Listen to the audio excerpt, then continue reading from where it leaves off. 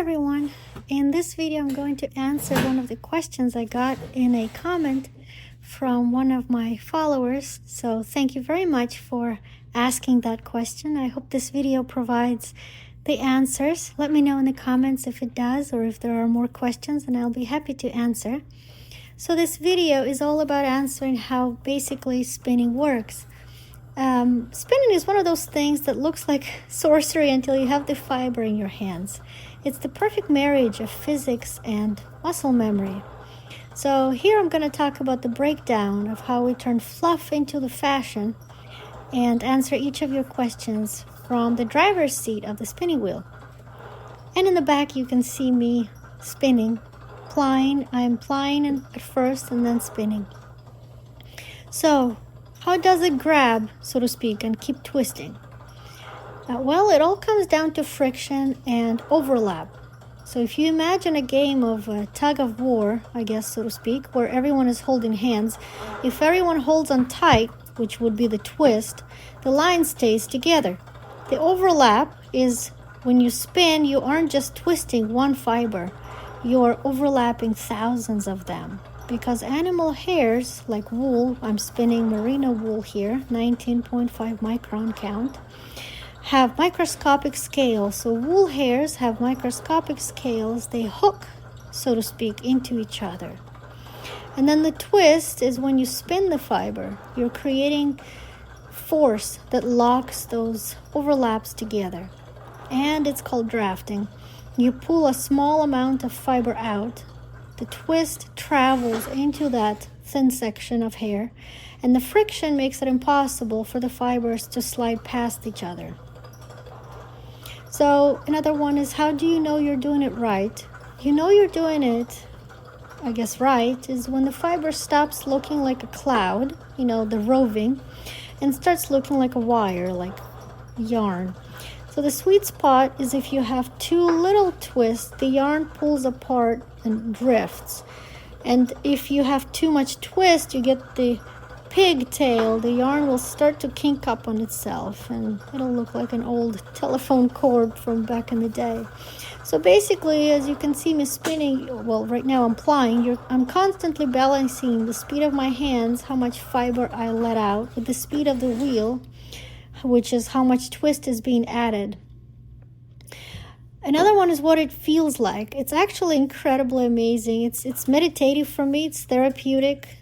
You feel slight tug from the wheel wanting to take the yarn away from you, which is the tension.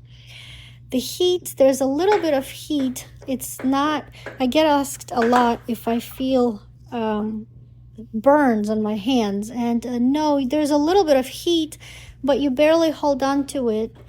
So the fiber basically just slides through your fingers. You feel a faint warmth from the friction, but it's nothing at all painful, or it doesn't cause any kind of irritation or anything whatsoever. And there's also an interesting buzz. There's a distinct vibration in the thread as the twist moves from the spindle up into the unspun fiber, the roving. It feels like a little live thing in your hands. It's actually quite extraordinary. It puts you in a trance in a way. Another big one is what happens when it breaks. So it's actually not a big deal at all. In spinning, we call a break a join. Since the fiber is just loose hair, you simply overlap the broken end. You stop spinning, you overlap the broken end with some fresh fluff, which is roving. Start the wheel again, and the twist will travel across the break, essentially like welding the two ends back together. If you do it well, you'll never even see where it happened. It does not do anything to the integrity of the thread. It's just like I mentioned earlier, those thousands of little microscopic hooks hook onto each other, and you just keep going. And of course, then there's the question of, art yarn. So what happens when it gets too thick? That's where those slubs you mentioned come from. If you accidentally let a giant clump of fiber through your hands as you're spinning, the twist can't really penetrate the middle of the clump. So it results in a soft, squishy lump in the yarn. So that, if it's spun intentionally like that, it's called the art yarn.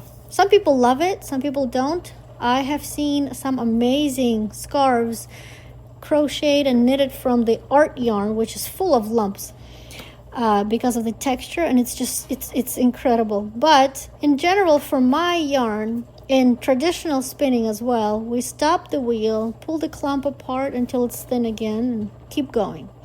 So I try to have consistent yarn. Another one I get asked a lot is, how do you keep it consistent? And that just comes with practice. You spin, focus on consistency of the yarn. You know, you like, again, if you get that lump, you stop and you pull it apart. And you don't focus on speed or anything else. You solely focus on making that yarn uniformed. And speed comes later naturally. So another one I have to cover is plying, which is what you see me doing in the first part of this video. So the reason we can build and build is plying. Most clothes are not made with a single strand of spun fiber, and that's pretty obvious why. You know, the clothes are going to fall apart like air after a few wears, because it's not even yarn until you ply them together. It's not yarn. It's just called single spun thread. So we take 2 or 3 of those strands and spin them together in the opposite direction.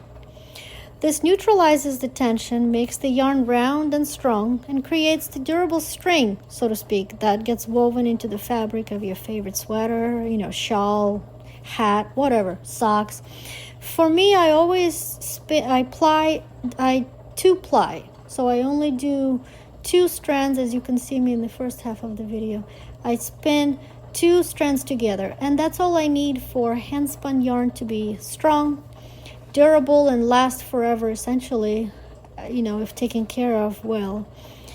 I hope this answers your questions. I once again thank you for your comment, and I look forward to more questions. I appreciate you all. Thanks very much. Thanks for all your support. Please subscribe, like, and share, and all that goodness. It helps the algorithm to show my content to more people, so I can keep making more of these videos for you guys. Thanks so much for all your support.